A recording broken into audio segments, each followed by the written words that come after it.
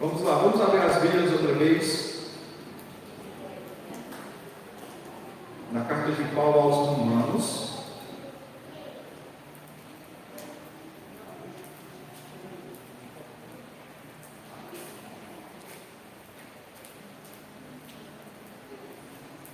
Capítulo 2.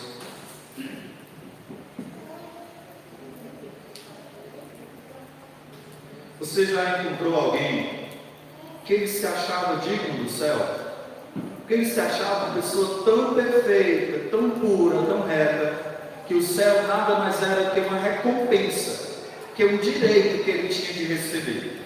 Tem pessoas que acham que o céu é uma conquista das nossas próprias forças.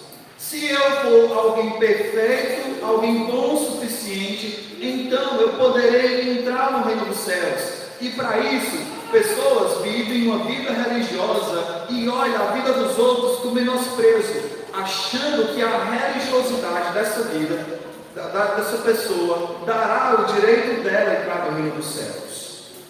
Era assim que os judeus daquela época, os judaizantes daquela época se achavam. Eles achavam, por seguir rituais além das escrituras, eles achavam que se protegendo de tais coisas, quando chegasse no céu, Deus abriria as portas escancaradas para eles entrarem, porque eles eram dignos de entrarem no reino dos céus, porque eles eram perfeitos. Paulo está mostrando aqui claramente o contrário. Nós vimos no capítulo 1, Paulo apresentando o Evangelho. Depois ele fala por que ele está querendo ir lá para a Espanha, porque ele sabe que o Evangelho é o poder de Deus para a salvação de todo aquele que crê. Mas salvar de quê, Paulo? O Evangelho pode salvar, mas salvar de quê, Paulo? Paulo diz, olha, tem pessoas, ou a humanidade por completo, está debaixo da ira de Deus. Então ele coloca dois grupos distintos: os gentios, aqueles que não são judeus, e os judeus. Eles colocam dividindo a humanidade em esses dois grupos. Primeiro a gente viu o grupo dos gentios, que aqueles que tinham conhecimento de Deus através da criação, mas mesmo assim ofuscaram, afogaram esse conhecimento e adoraram a imagens, levando então a corrupção dos seus próprios erros. Nós vimos no capítulo 2 que Paulo, ele vai se dirigir a um homem. Lembra que aqui o que Paulo está fazendo é o seguinte: Paulo está usando de um tipo de oratório daquela época, em que ele imaginava um possível ouvinte que perguntaria a ele diante do que ele estava argumentando. Então Paulo imagina um representante dos gentios, e depois Paulo vê um homem representando então os judeus, e esse judeu começa a se gabar, dizendo: Paulo é verdade, esses homens são idólatras, esses homens são imorais, esses homens são injustos, esses homens são corruptos. Paulo, eu sou perfeito, Paulo. Paulo vira para ele e diz: tu és também indesculpável. Então, partindo disso, nós podemos perceber aí, como nós já vimos no domingo passado, o julgamento do moralista / judeu. Paulo está mostrando que essa pessoa que não vive como a maioria do mundão, que vive ao seu bel prazer, de alguém que aparentemente tem uma vida padrão correta, tem uma moralidade boa, é alguém que não difama os outros, é alguém que não bebe, alguém que não fuma, alguém que não vai para as festas. Paulo está mostrando que também esse homem, ele também é indesculpável perante Deus. Diante do julgamento de Deus, esse homem também é indesculpável. Nós vamos continuar vendo sobre isso, e especialmente percebendo aí, olha aí o versículo 11, quando fala o seguinte: porque para Deus não há acepção de pessoas, todos os homens comparecerão perante o tribunal os homens indistintamente estarão diante do trono do Senhor Jesus e serão julgados cada um deles, seja o mais entregue pecador, seja o mais moralista dos homens, todos eles estarão diante do Senhor. Todos eles serão julgados. Portanto, eu quero meditar com os irmãos o seguinte tema: o julgamento dos moralistas judeus, parte 2, o julgamento imparcial. Vamos ler o texto, depois vamos dividir ele em pontos. Romanos, capítulo 2, e versículo 12. Assim, pois, todos os que pecaram sem lei perecerão, e todos aqueles que com lei pecaram, mediante a lei serão julgados. Porque os simples ouvidores da lei não são justos diante de Deus, mas os que praticam a lei hão de ser justificados. Quando, pois, os gentios que não têm lei procedem por natureza de conformidade com a lei, não tendo lei, servem eles de lei para si mesmos. Eles mostram a norma da lei gravada no seu coração, testemunhando-lhes também a consciência e os seus pensamentos, mutuamente acusando-se ou defendendo-se, no dia em que Deus, por meio de Cristo Jesus, julgar os segredos dos homens de conformidade com o meu Evangelho. Oremos. Senhor Deus, obrigado a Ti, Pai, por Tua palavra revelada, Tua palavra escrita. Que, ó Deus, seja claro ao nosso entendimento, que Teu Espírito Santo, ó Deus, age livremente no nosso meio, que as verdades bíblicas penetrem o nosso duro coração, que ela molde a nossa vida à imagem do Senhor Jesus Cristo. Em nome de Jesus. Amém. Pois bem, irmãos, Paulo está aqui falando diretamente para com a humanidade, especialmente dirigindo-se a esse homem, que ele era moralista demais. Você conhece alguém assim? Você conhece alguém que se acha perfeito, o santão, o homem mais digno do céu? Ele acha que Deus vai ter que escancarar as portas para que ele entre. Ele não passa por nenhum julgamento, pois ele se acha perfeito para entrar no reino dos céus. Esse homem é que Paulo estava imaginando quando está escrevendo Romanos capítulo 2. Nós podemos dividir esse texto aí em 3 partes. Primeiro, nós podemos ver aí que conhecer a lei não torna você salvo. Conhecer a lei não torna você salvo. Segundo, nós podemos ver aí que o homem será julgado também pela sua própria consciência. E terceiro, nós vamos ver como será esse julgamento final. E que todos os homens estarão perante o Senhor. Então, primeiro aí, observando o texto do versículo 12 ao versículo 13, conhecer a lei não torna você salvo. Conhecer a lei não torna você salvo. Acompanhe comigo o versículo 12. Romanos capítulo 2 e versículo 12. Assim, pois, todos os que pecaram sem lei, também sem lei perecerão. E todos os que com lei pecaram, mediante a lei, serão julgados. Vamos entender o texto.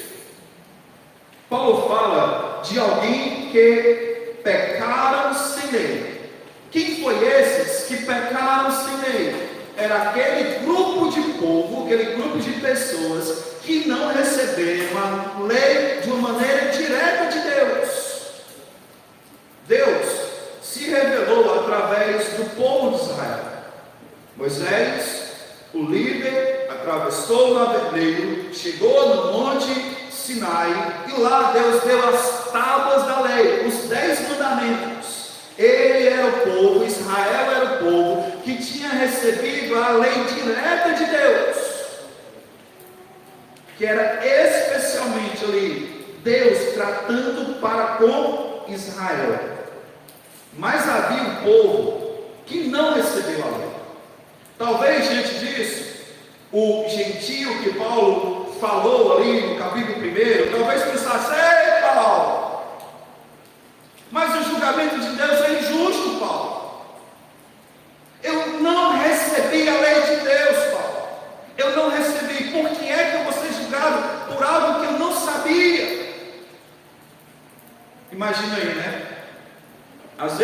pessoas alegam isso.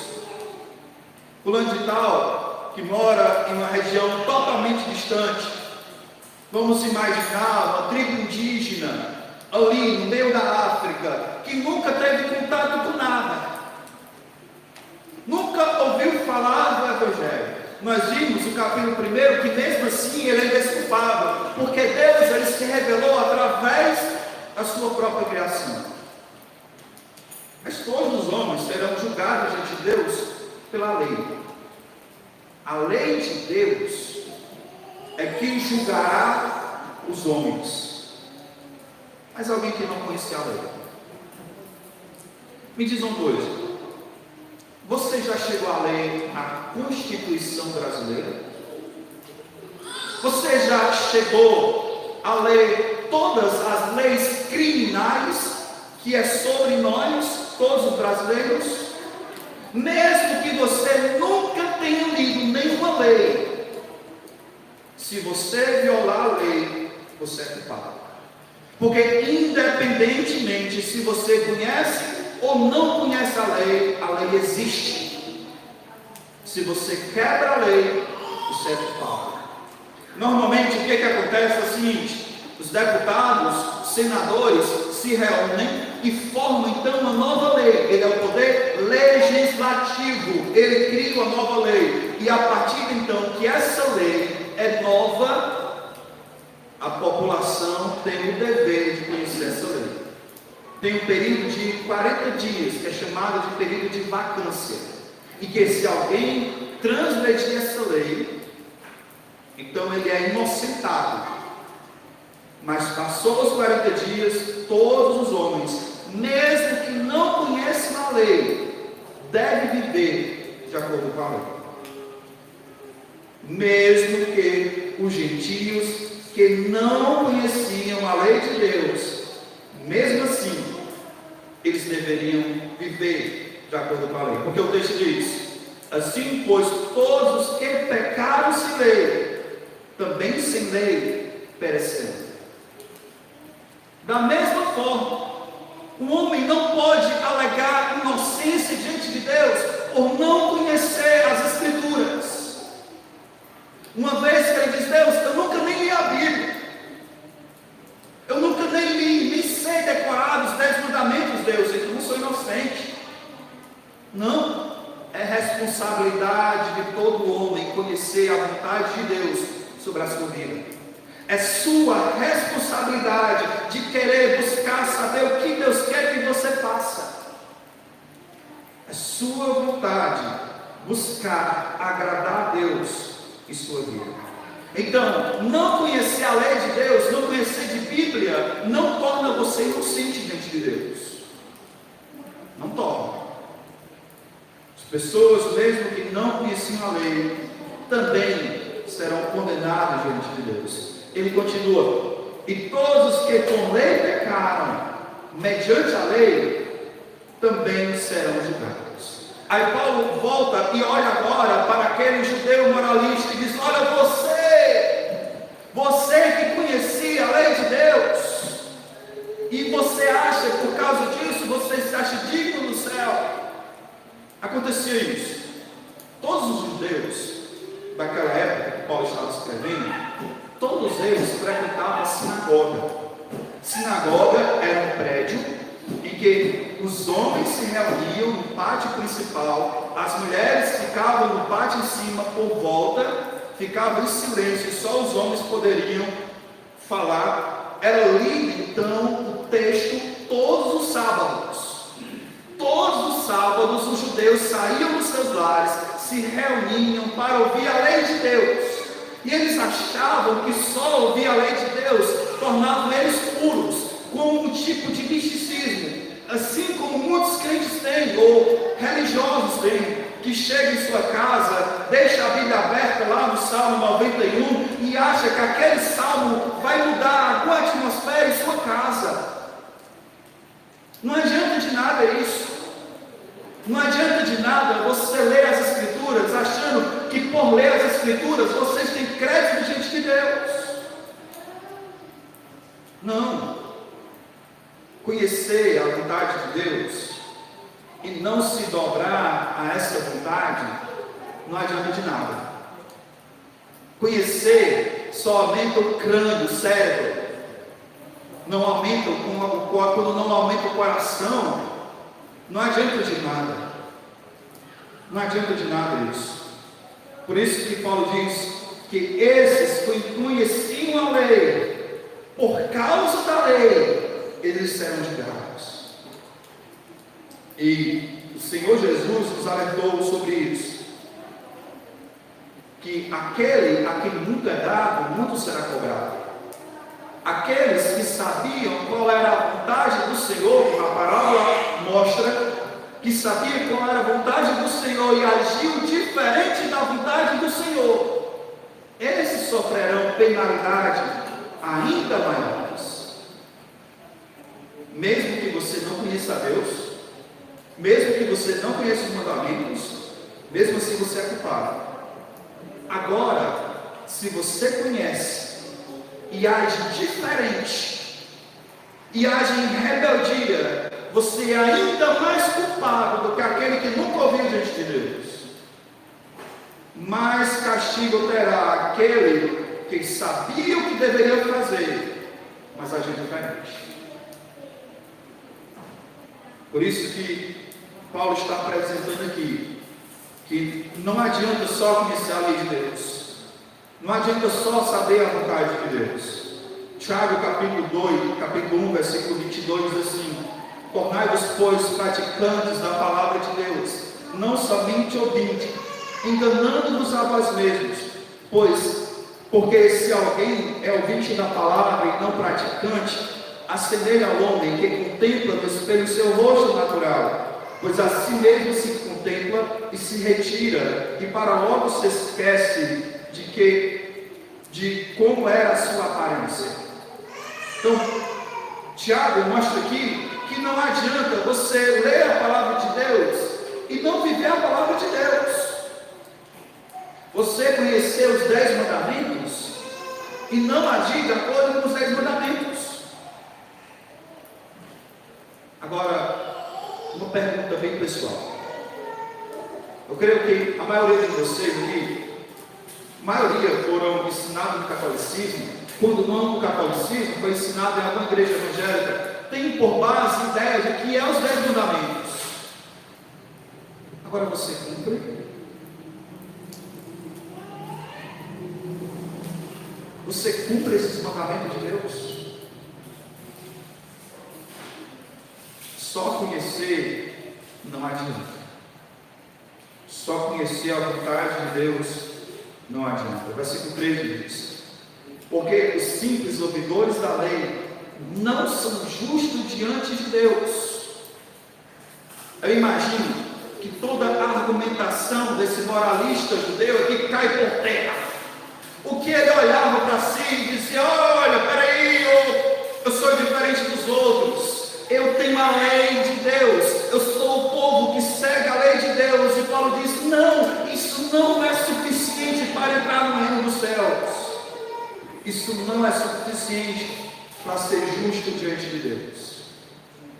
Mais para frente a gente vai entender sobre esse processo de justificação em Romanos, que é a declaração de Deus daquele que outrora era culpado e ainda é culpado, como agora é justo. Mas essa justificação, a salvação, a vida eterna não vem por conhecer a lei de Deus. Não vem. A vida eterna não vem por ouvir a lei de Deus. Mas quem pode ter a vida eterna?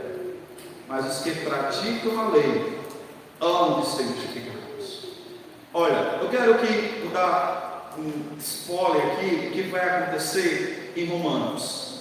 O que Paulo está mostrando aqui é que todos os homens serão julgados por Deus mediante as suas obras. Todos os homens, independentemente se seja judeu, se seja gentio, se seja igreja, todos os homens serão julgados pelas suas obras.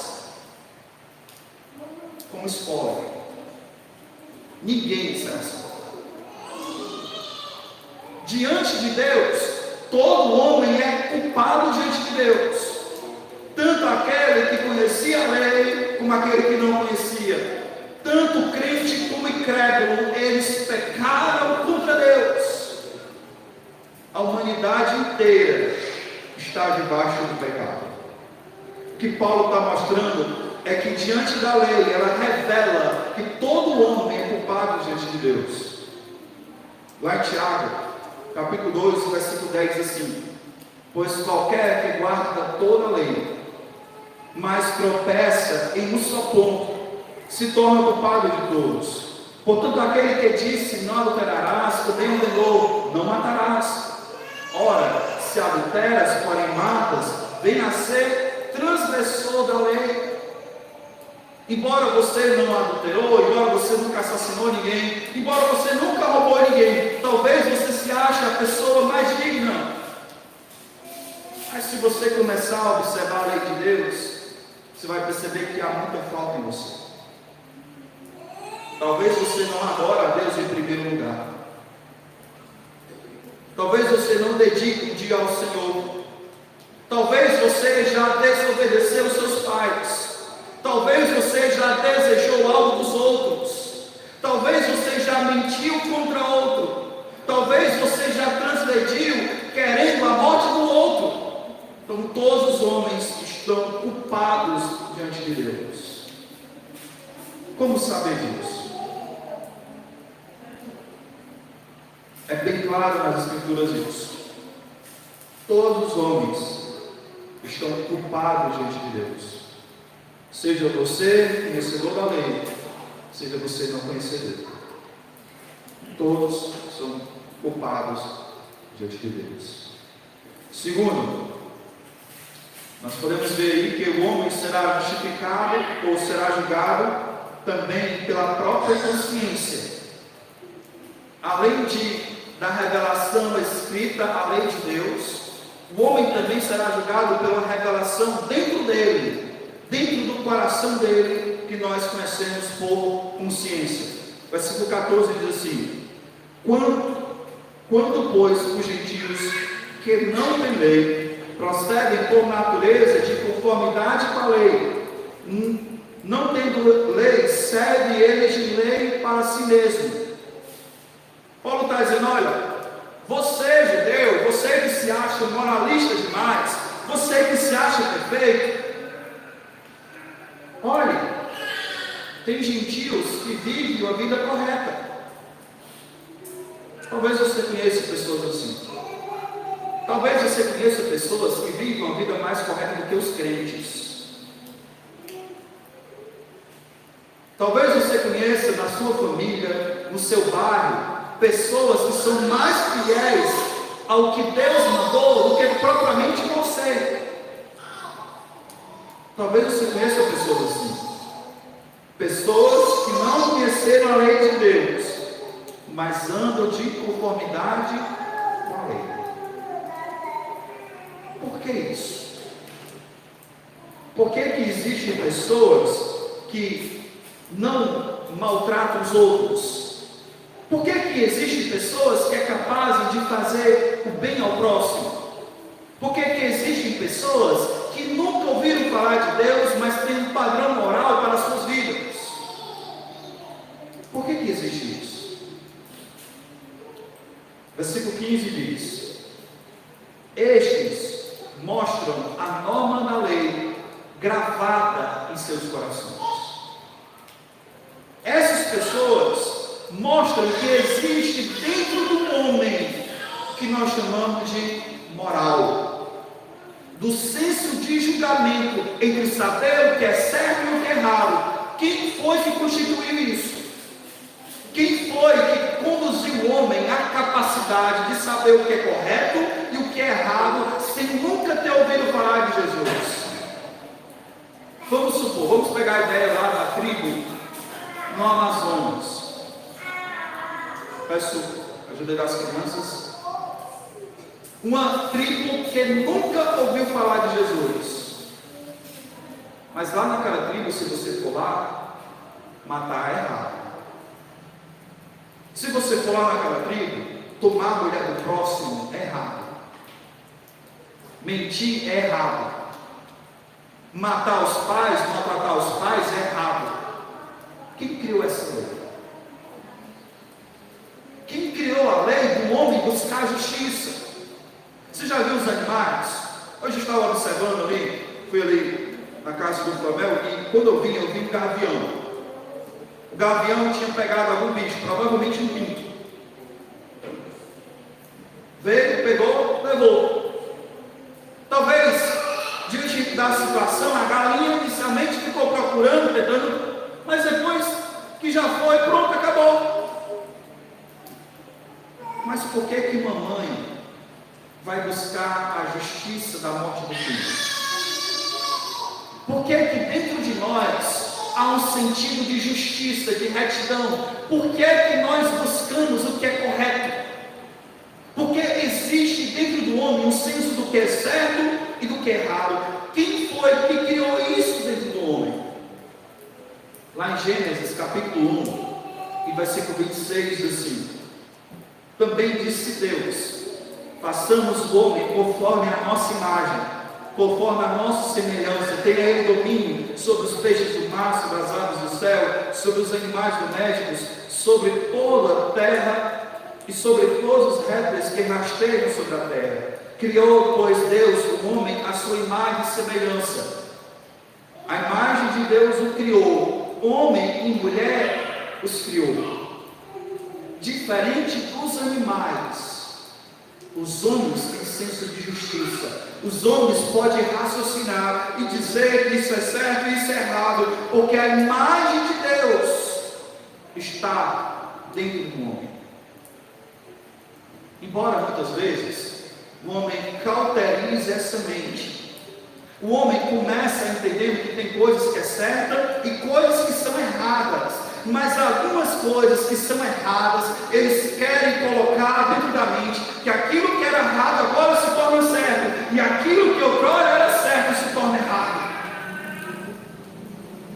Mas inicialmente o homem entende isso, que é um padrão moral, que os homens têm que seguir esse padrão moral. Por isso que existem leis, para que tenha um padrão moral sobre a sociedade. Foi Deus que instituiu dentro do seu coração o senso do que é correto e do que é errado.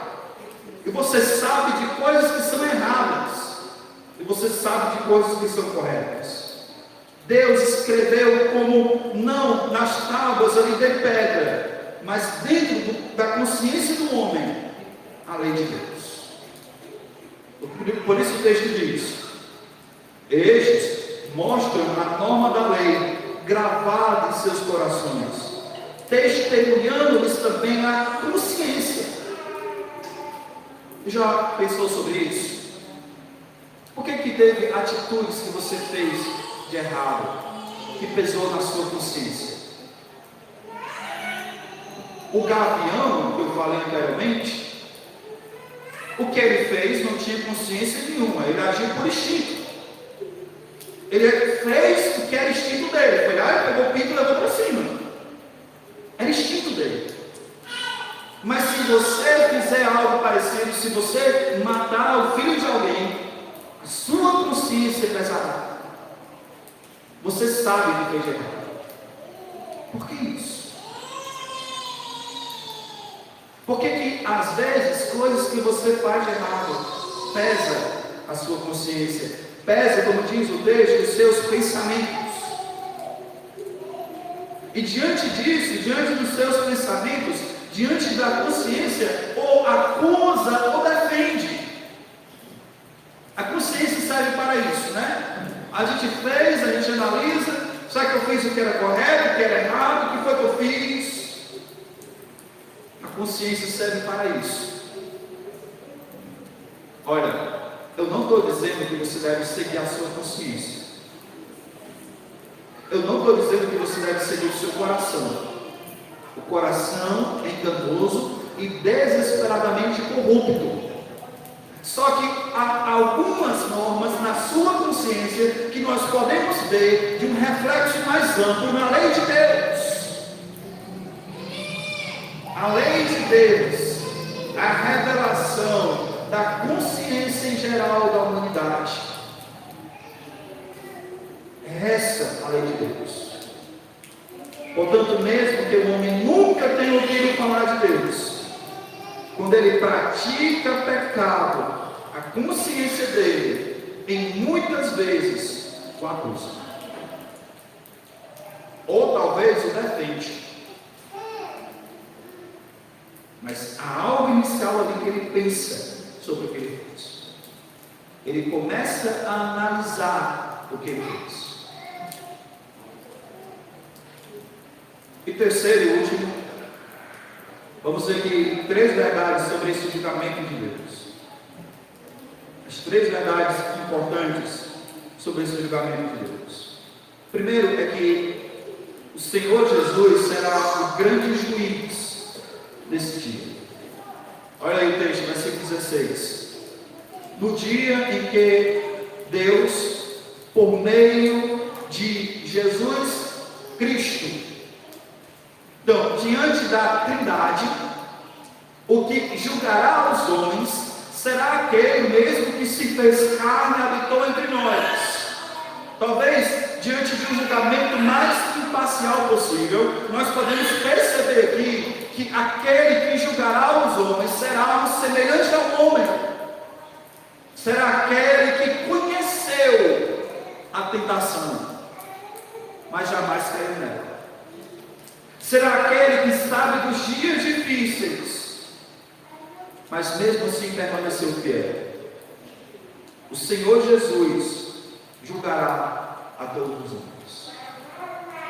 Embora que lá no Evangelho de João fala que ele veio com o propósito de salvar o homem inicialmente, mas quando ele retornar do céu, ele vem como juiz, e ele julgará cada um dos homens. Paulo, lá em Atos capítulo 16, e versículo 31, diz assim: porquanto estabeleceu o dia em que há de julgar o mundo com justiça, por meio de um varão que destinou e acreditou diante de todos os homens, ressuscitando dentre os mortos. Saiba disso. Todos os homens estarão perante o Senhor Jesus. Todos eles. Todos eles serão julgados pelo Senhor Jesus. E algo muito importante também nesse julgamento é que nesse julgamento o Senhor julgará também as coisas invisíveis aos outros homens. O que é isso? O texto fala: Senhor Jesus, no qual que Deus, por meio de Jesus Cristo, julgará os segredos dos homens.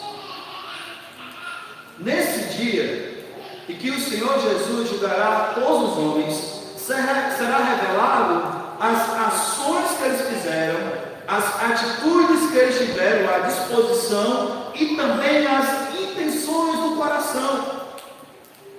Nesse dia será julgado os pensamentos diante de Deus. O porquê que você fez aquela coisa? Qual era a sua intenção diante de Deus por fazer aquilo? Porque tem coisas, irmãos, tem atitudes, tem ações que a gente vê e aparentemente são ações corretas, mas o coração da pessoa tem outra intenção. No dia em que o Senhor Jesus julgar a humanidade, será revelado também o próprio coração de cada um dos homens. Aquilo que ninguém vê será visto diante do Senhor. Quando Samuel vai até a presença de Jessé, buscando ali o rei para Israel, Samuel procura dentro dos filhos de Jessé alguém que ele achava que era perfeito. Mas olha o que o Senhor fala a Samuel. 1 Samuel 16:7 diz assim: porém o Senhor disse a Samuel: não atendes por sua aparência, nem por sua altura, porque eu rejeitei, porque o Senhor não vê como vê o homem vê o exterior, porém o Senhor o coração. Portanto, 1 Coríntios 4:5 também nos diz: portanto, nada julgueis antes do tempo, até que veio o Senhor, o qual somente trará à plena luz as coisas ocultas das trevas, mas também manifestará os desígnios do coração.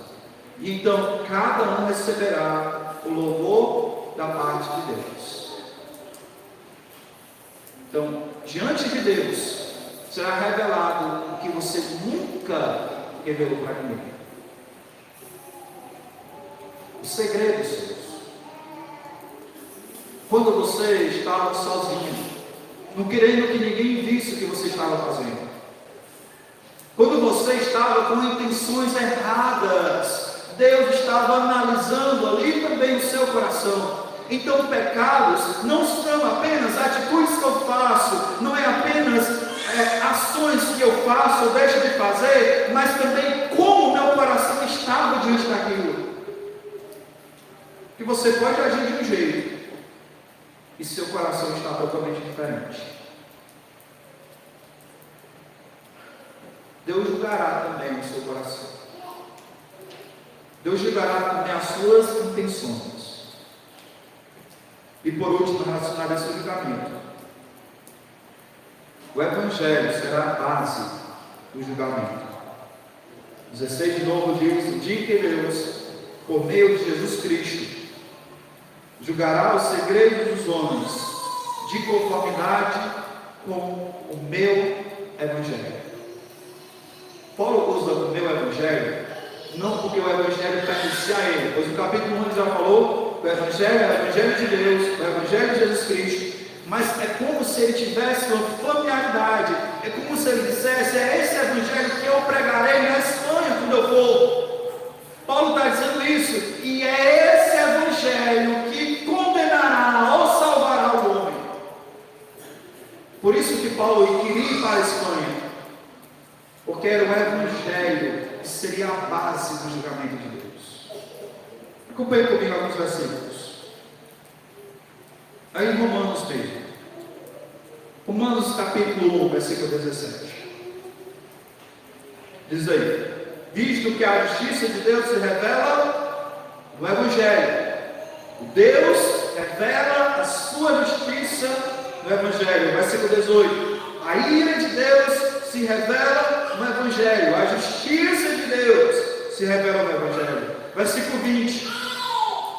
Lá no final diz assim: tais homens são por isso indesculpáveis. Versículo 27. Semelhantemente os homens, também deixando o contato natural, lá no final diz assim: e recebendo em si a merecida punição do seu erro. O Evangelho centralizado no que Deus está julgando os homens. Versículo 32. Ora, conhecendo eles a sentença de Deus, os que praticam tais coisas, ou que são passíveis de morte, os que praticam tais coisas, não somente as fazem, mas também aprovam que assim procedem. O Evangelho será a base do julgamento de Deus. É o Evangelho. Portanto, conhecer sobre o Evangelho, conhecer sobre a morte vicária de Cristo, conhecer sobre a ressurreição, saber porque Jesus veio para salvar o pecador, não tornará você salvo diante de Deus, e não adiantará naquele último dia você dizer: agora eu acredito no Senhor. Não adiantará. A oportunidade para você crer é hoje. A oportunidade para se entregar ao Senhor é hoje. Não adianta você dizer que conhece quando você não se entrega. Versículo 6 do capítulo 2 diz assim: que nesse dia através do Evangelho, que o Senhor retribuirá a cada um segundo o seu procedimento. Imagine você, nessa noite, imagine você. Você se chega diante de Deus. Deus julgará cada uma das suas ações. Deus julgará as suas atitudes. Deus julgará os seus pensamentos. Deus julgará as suas ações, as suas intenções, as suas omissões. Tudo estará diante de Deus. Você será inocente ou culpado? Pelas suas obras, você será inocente ou culpado? Eu quero terminar com a palavra de esperança. A Bíblia fala, mais para frente, capítulo 3, versículo 23, que todos pecaram. Não existe um homem que não tenha pecado contra Deus. Que por causa do pecado, todos estão debaixo da condenação de Deus. Mas há um meio para o homem ser salvo. Como, lá em 1 João 3 e 17 diz assim: porquanto Deus enviou seu Filho ao mundo, não para que julgasse o mundo, mas para que o mundo fosse salvo por ele. Quem nele crê não é julgado, quem nele crê já está julgado, porquanto não crê no unigênito Filho de Deus. E o julgamento é esse, que a luz veio ao mundo, e os homens amaram mais as trevas do que a luz, porque as suas obras eram más. Como se livrar da ira de Deus? Como se livrar desse julgamento por obras? É crer naquele que cumpriu todas as obras para te salvar. É se entregar a Jesus. Quero dizer para você, se você não creu em Cristo como Salvador, você será julgado pelas suas obras. E suas obras são insuficientes para permitir você entrar no céu. Você sabe que tem cometido pecado contra Deus. Você não pode entrar no reino dos céus manchado de pecado. Lá não entra pecado. Só há um meio para você entrar no céu. É crendo naquele que foi perfeito em seu lugar. E a obra dele é colocada na sua vida. Portanto, creia em Jesus. Creia em Jesus. Vamos lá. Senhor Deus, obrigado a Ti, ó Pai, por Tua palavra. Que possamos meditar, ó Deus, levar para os nossos lares, levar para dentro do nosso coração, entendendo que é somente por Tua graça, não é por nossas obras, é por Teu amor que nós somos salvos. Que nos entreguemos a essa verdade, ao Evangelho verdadeiro, em nome de Jesus. Amém.